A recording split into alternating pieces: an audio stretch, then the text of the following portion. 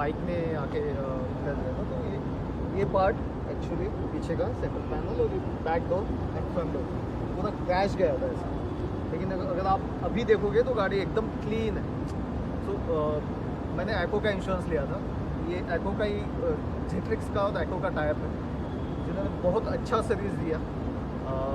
एको के जो मैनेजर्स हैं उन्होंने भी हमेशा मतलब मुझे हैसल फ्री, एक तो हैसल फ्री इंश्योरेंस क्लेम हुआ, मुझे कुछ ज़्यादा परेशानी का काम नहीं पड़ा। उन्होंने खुद होके अच्छे से कोऑर्डिनेट किया।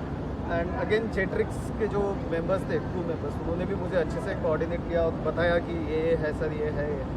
And I am really satisfied with this service. अगर आप देखोगे कि इसका कलर नया मारा हुआ है and this is my old colour, but you won't see any difference between both of us. So thank you Acco and Zitrix team for this service. Thank you so much, sir. Would you prefer Acco to?